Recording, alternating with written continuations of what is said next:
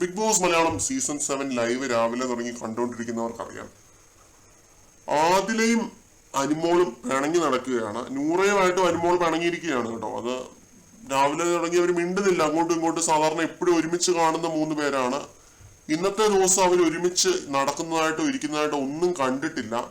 ആദിലയും നൂറയും മിണ്ടാനായിട്ട് പോയിരുന്നു അനുമോളുടെ അടുത്ത്, പക്ഷെ അനുമോള് മിണ്ടുന്നില്ല. അനുമോള് ഇത് മുഖം ഏറ്റിപ്പിടിച്ച് നടക്കുന്നത് കണ്ടില്ലേന്നോ അങ്ങനെ എന്തോ ഒരു കാര്യം ആദില രാവിലെ നൂറിന്റെ അടുത്ത് പറയുന്നുണ്ടായിരുന്നു. അപ്പൊ അന്നപ്പം മുതൽ ഇവര് ആകെ പിണക്കത്തിൽ നടക്കുകയാണ്.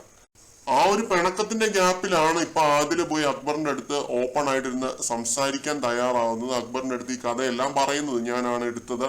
അക്ബർ സോൾവ് ചെയ്യുന്നുണ്ട് കേട്ടോ. അക്ബർ ഇത് ഗെയിമായിട്ട് തന്നെ എടുക്കുന്നുണ്ട്. ഒരു രീതി നോക്കിയാൽ വളരെ മെച്യൂർ ആയിട്ട് തന്നെയാണ് അക്ബർ ഇതിനെ നോക്കിക്കാണുന്നത്. വളരെ മെച്യൂർഡ് ആയ രീതിയിലാണ് അക്ബർ നോക്കിക്കാണുന്നത്. അത് സമ്മതിച്ചു കൊടുത്തേ പറ്റത്തുള്ളൂ. അക്ബർ ജസ്റ്റ് ഒന്ന് കരഞ്ഞ് അതങ്ങ് സോൾവ് ചെയ്തു. എന്നെ കല്യാണത്തിന് വിളിക്കുമെന്ന് ആലോചിക്കുന്ന സമയത്ത് കല്യാണത്തിന് വിളിക്കാം, ആലോചിക്കാം എന്നൊക്കെ അക്ബർ പറയുന്നുണ്ട്.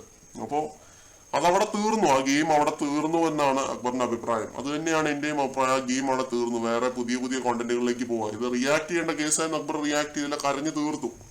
ഈ കരഞ്ഞു തീർക്കുന്ന കൂട്ടത്തില് അക്ബർ 1-2 കാര്യങ്ങളും കൂടി അതിലെ അടുത്ത് പറയുന്നുണ്ട് കേട്ടോ. ലക്ഷ്മി അക്ബറിനെ ഒറ്റപ്പെടുത്തുന്നു എന്ന് അക്ബർ പറയുന്നുണ്ട്. അതേപോലെ തന്നെ പറയുന്നൊരു കാര്യമാണ്, ആ ഒരു ഗെയിം ഞാൻ കളിച്ചത് ഒരുപാട് കാര്യങ്ങൾ കേട്ട് സഹിച്ചു നിന്നിട്ടാണ് കളിച്ചത്. അനുമോൾ പറഞ്ഞിരുന്നല്ലോ ആ ഒരു ബസ്സിന്റെ ഒരു പരാമർശം.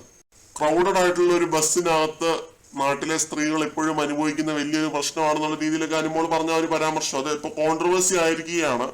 അത് പല റിവ്യൂവേഴ്സും തമ്മിൽ അടിയൊക്കെ ആയിരിക്കുന്ന ഒരു കേസാണ്.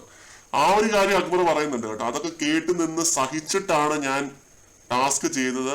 ഫെയർ ആൻഡ് സ്ക്വയർ ആയിട്ട് കളിക്കുമെന്ന് ഓർത്തിട്ടാണ് കളിച്ചത് എന്ന് അക്ബർ പറയുന്നുണ്ട്. അതിലെടുത്ത് വിഷമം പറയുകയാണ് കേട്ടോ. അതിൽ ഇതിൻ്റെ അത് കളിച്ച കളിയാണ് നിങ്ങൾ മനസ്സിലാക്കേണ്ടത്. ഇന്നലെ അനുമോളുമായിട്ട് വഴക്കിട്ടതിന് ശേഷം ഇന്ന് രാവിലെ മുതൽ പിണങ്ങി ഇരുന്നിട്ട് ഇപ്പൊ പോയി അക്ബറിന്റെ അടുത്ത് സംസാരിച്ചു. അത് വീക്കെൻഡില് അക്ബർ അതിലേക്കെതിരെ ഒരു ഗെയിം കളിക്കാതിരിക്കാനായിട്ടാണ്. പിന്നെ എന്തെങ്കിലും വഴക്കോ കാര്യങ്ങളോ വല്ല വരാനുണ്ടെങ്കിൽ അതിന്റെ ഒരു ആഘാതം കുറയട്ടെ എന്ന് വെച്ചിട്ടാണ് അങ്ങനെ പറയുന്നത്. അപ്പോൾ ഇതാണ് സംഭവം. അനുമോൾക്കെതിരായിട്ട് ഗെയിം കളിക്കാൻ രണ്ടും കൽപ്പിച്ച് തന്നെയാണ് ആദില മുന്നിട്ട് ഇറങ്ങിയിരിക്കുന്നത്. കളം മാറ്റി ചവിട്ടുക തന്നെയാണ്. കൂടുതൽ അപ്ഡേറ്റ്സുമായിട്ട് വീണ്ടും കാണാം.